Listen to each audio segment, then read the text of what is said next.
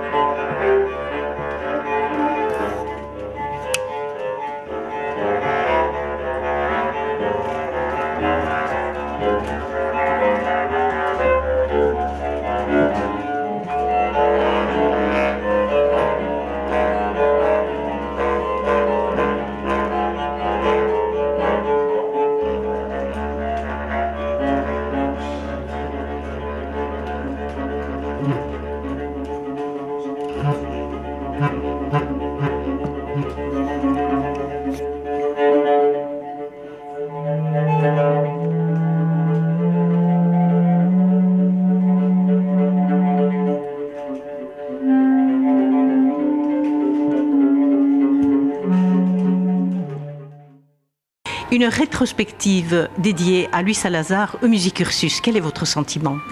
Mais écoutez, moi je suis très heureux d'être ici parce que, je ne sais pas si vous vous rappelez, mais la dernière fois qu'on s'est vu, c'était il y a 2 ans au château de Waroux. Voilà, exactement, au château de Waroux. Et je vous avais dit à ce moment-là que je partais à Rome monter une grande exposition. Eh bien, je suis de retour de Rome, donc ça a été extraordinaire à Rome, ça a été magnifique, vraiment un contexte merveilleux, aussi bien avec les collectionneurs que le public.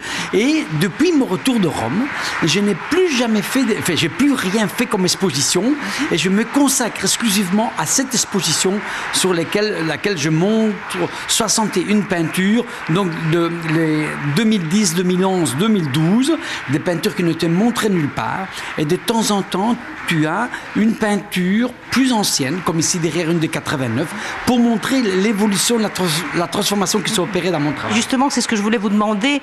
Comment perçoit-on cette évolution de Louis Salazar depuis le début ici? Voilà, c'est très particulier parce qu'en fait, la peinture ici des 89 qui est montrée, qui n'est pas la toute première, parce que la toute première que je conserve, en fait, c'est 1979. Vous voyez, ils ont encore 10 ans avant. Mais j'ai voulu avoir comme ça des peintures des 89, il y en a une de 88 un peu plus loin, pour montrer cette transformation qui s'est opérée dans mon travail, même pour ceux qui savent que le thème de ma peinture, c'est ma peinture, et qu'elle se réfère perpétuellement à elle-même. C'était intéressant de voir un peu mais d'où ça partait, ce qui étaient les prémices quelque part de mon travail, et voir comment ces formes se sont transformées tout au long de... Il faut comprendre qu'entre la première peinture qui est là, des 89, là, exposée derrière, et l'autre en face de 2012, il y a à peu près 1000 peintures qui ont été faites. Donc c'est ça qu'il faut voir. Et je voulais dire, il y a une constante dans la peinture de Louis Salazar, c'est une vitalité, une énergie. Où trouvez-vous cette énergie, cet engouement, cette passion? Oui, et pourtant, tel que vous voyez là, je vais d'avoir 56 ans, vous voyez, donc je suis déjà... Ne les faites pas. Oui, mais j'ai encore des restes, de beaux restes. Hein, mais enfin, voilà. Non, c'est vrai que j'ai une force en moi incommensurable. J'ai une force qui me pousse à faire, mais que j'ai ça depuis l'enfance et qui m'a jamais quitté. Ça, c'est plus fort que moi, même si j'ai mal au dos, mal au coude, parce que je travaille à des positions difficiles.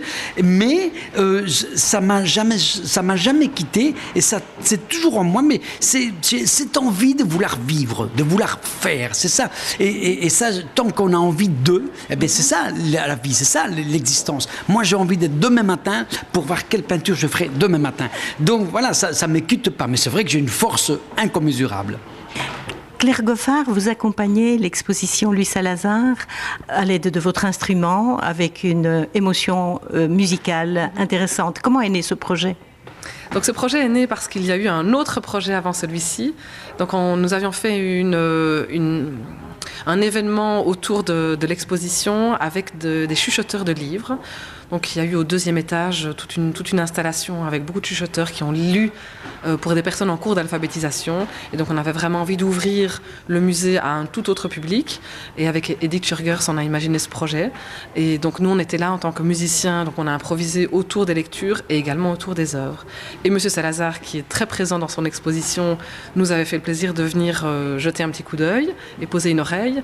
Et il s'est rendu compte qu'à un moment donné, je me suis retrouvée face à une de ses peintures.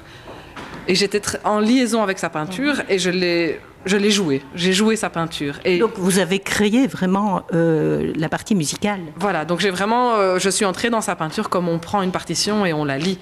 Bon, évidemment, en l'interprétant, puisque je n'ai pas de notes qui sont indiquées, mais en imaginant que telle couleur pouvait faire tel son, que tel trait pouvait avoir tel grain, que tel petit ornement pouvait devenir une mélodie ou une bribe de mélodie, parce que comme Salazar ne part jamais dans le figuratif, je pense aussi que la musique ne doit pas non plus entrer dans quelque chose de trop mélodique, parce qu'il me semble que ça représenterait plus quelque chose peut-être plus conventionnel si on rentre dans une mélodie construite de manière plus classique. Donc voilà, à cet événement-là, il a profité d'un moment de silence entre deux moments de chuchotement pour venir m'interpeller en disant « mais j'ai entendu ma peinture ». J'étais très touchée parce que je dis « mais c'est magnifique, oui, c'est vraiment ce qui s'est passé ». Et donc on était sur la même longueur d'onde.